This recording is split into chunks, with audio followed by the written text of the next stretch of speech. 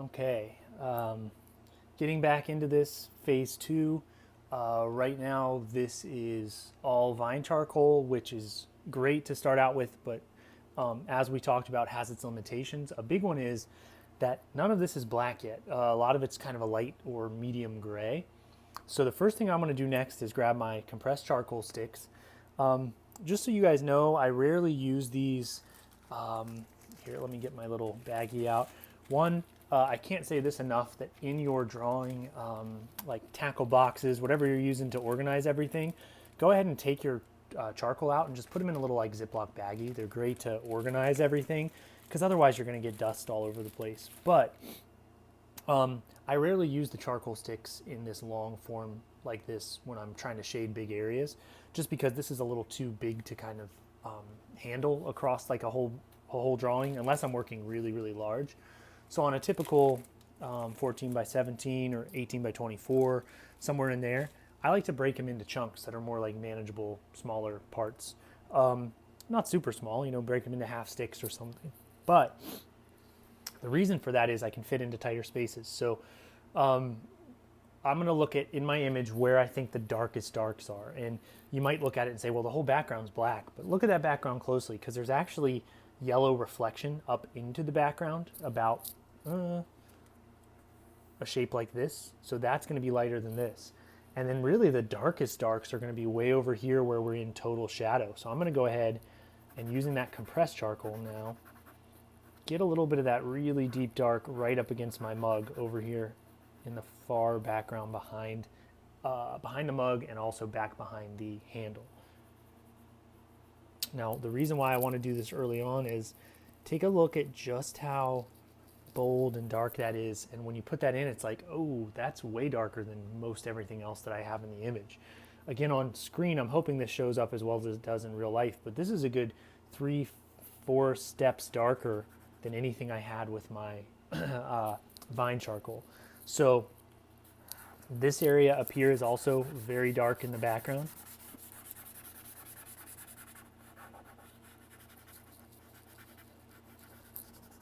And that kind of continues over maybe to around here.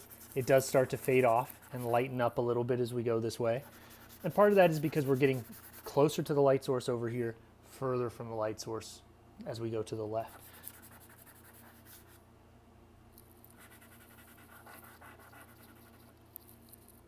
So that was just using the charcoal. You can obviously come back in and blend a little bit with a cloth. Now keep in mind sometimes a cloth will actually kind of pick up the tone if you want it to get really, really dark. So my suggestion is if you're going to blend in a dark area, use just the drawing tool itself first. Maybe you could use something like a blending stick, but I'm not a huge fan of those, to be honest. And I had one laying around, but I can't even find it now. Here we go. You could use a blending stick, and those will also pull up a little bit of the charcoal, but honestly, they do a better job of digging the charcoal down into the paper than a rag does. But the other thing is your finger, because your finger doesn't absorb the charcoal. So it's really good for blending dark, dark areas because it presses all of the charcoal down into the page. Some people don't like doing this because the oil from your skin gets onto the page. And yes, over time, that's not going to be good for the drawing. But to be honest, I do it a lot in my drawings. Don't tell anybody. Okay, so I'm going to keep adding some of this tone here. And just keep in mind, this is a long process. It mostly takes patience. There's not a lot of big technique kind of things that I can tell you about this right now, other than pressure sensitivity is huge on your charcoal. Blending where necessary. And again, I use my hand a lot of the times, but digging that charcoal into the page and just being really sensitive to what's going on. Use your best judgment and your vision and really observe these areas well, because nothing is flat. Nothing is one tone all across it if it's in light. Even a flat piece of paper like the ground plane is going to change drastically from a highlight, and then as we work away from the darks, it's going to get, work away from the light, it's going to get darker and darker. So nothing is perfectly smooth most of the time or stays stagnant.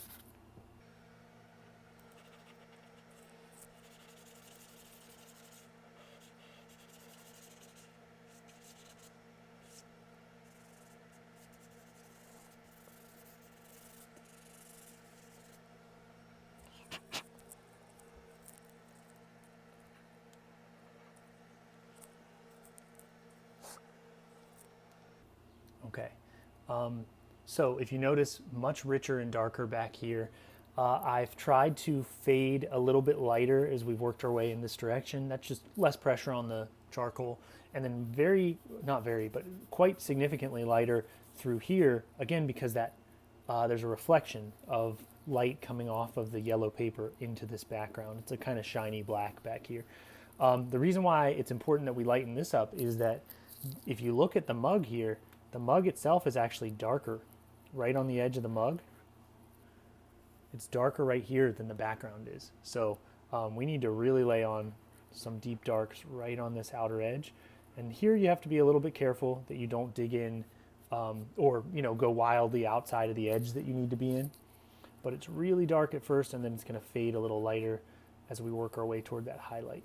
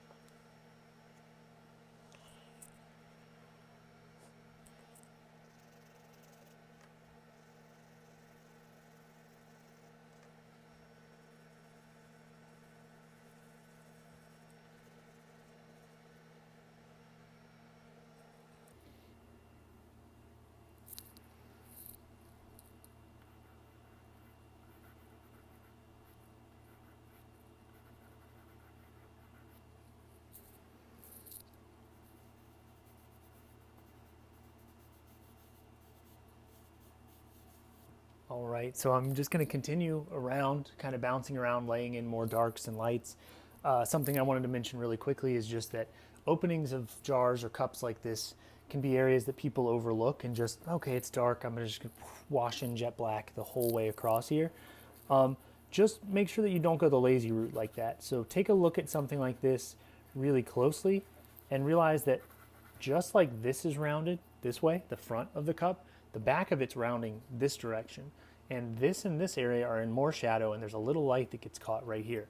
Now, right now I'm a little too aggressive with the change between dark to light, but just take a look at how I try to handle this and make sure that I'm showing that it's progressing from darkest, medium, kind of lighter through here.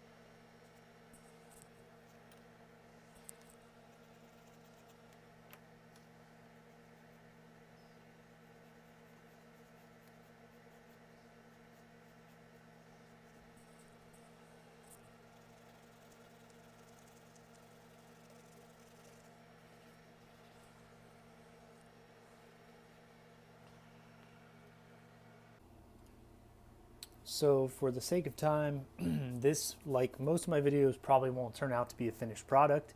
But as you can see, if you were to really scroll through quickly from kind of that early stage in the process to now, this area is really starting to look dimensional. There are spots though, probably the floor or tabletop, this area through here and that handle that still need an awful lot of love and attention. So all of this is just little detail stuff that we can clean up later.